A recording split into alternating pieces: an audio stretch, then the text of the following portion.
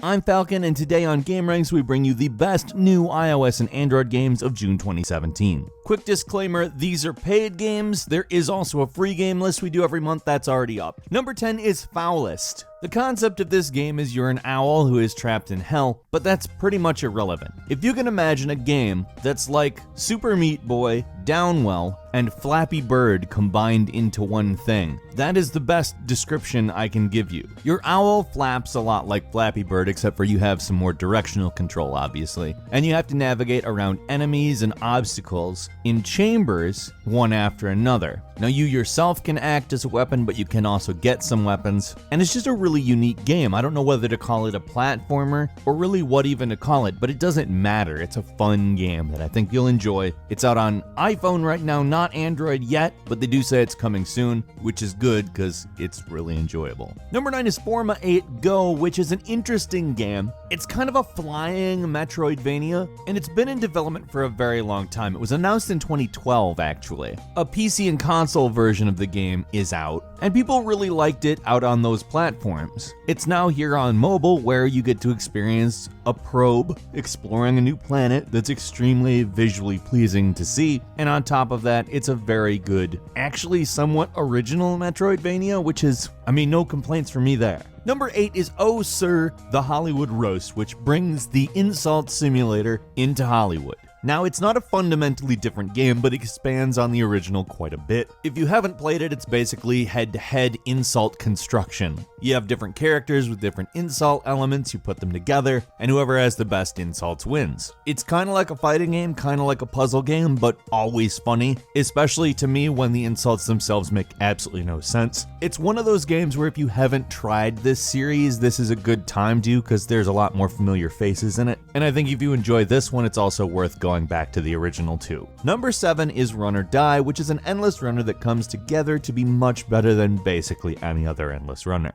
You have 5 distinct abilities, and it comes off as playing a lot more like a platform game with a lot of timing elements and puzzle elements thrown in, and feels a lot like a Super Nintendo era game thanks to the graphics. Truthfully, this is legitimately my favorite endless runner at the moment. This game is really, really good, and it will keep you busy as long as you want it to, basically. Number 6 is Mr. Future Ninja, a stealth, swipe, drag, isometric action game, and it comes together in a way that you might think, this could be good, this could be meh. It's definitely not meh. First off, the art style is absolutely gorgeous. This is a well-realized world that has a consistent style that kept me drawn in. A lot of color, a lot of differentiation between elements. It's very good. And I make sure to note that because a lot of the time the isometric games tend to look repetitive just because you always see the tile repetition, whereas they sort of embrace that and use it to their advantage in the style. The controls are self-explanatory, swiping and dragging do everything you need to do, and the game's soundtrack is not only super pleasant, but gets you going at the right time. Number 5 is Frame 2, a very interesting puzzle game in which you rearrange the panels in a comic.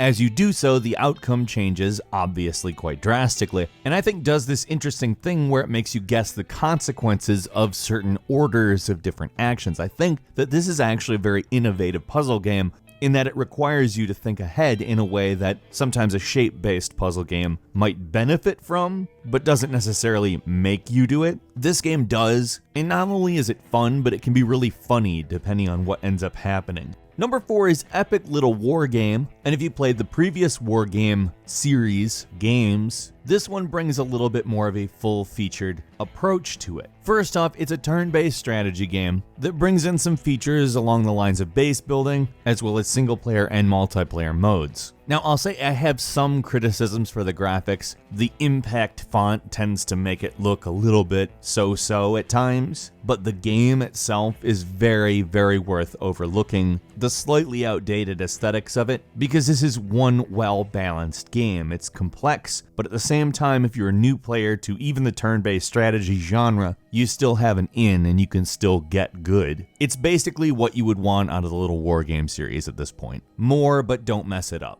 Number 3 is The Walking Dead: A New Frontier, which it is a Telltale game, but let's be frank, the Walking Dead games are pretty much what made Telltale into Telltale. People care about what they do because these are good games. Aside from damn near single-handedly reviving the adventure genre, as well as creating a new business model that has worked out towards getting serial content out there a little bit better, which, let's be honest, paying $5 for a game every once in a while and eventually having the whole thing is much easier on people who don't necessarily have $60 to drop all the time. I'm not saying every game that does this benefits from doing this, but A New Frontier is one of those games that shows exactly why this is a successful model. It's good storytelling, the graphics continue to improve, and most of all, it really sucks you in. It's a good game. Number 2 is Monument Valley 2, which, as you know, Monument Valley was a big thing when it came out. They just kind of randomly brought out Monument Valley 2, and I'll just go ahead and say this, I think it's better than the first one. I haven't beaten it yet, but what I have played has been more of exactly what Monument Valley is, and although that's not necessarily the easiest thing in the world to define, the aesthetics, the soundtrack, and the gameplay come together to make, obviously, another wonderful game.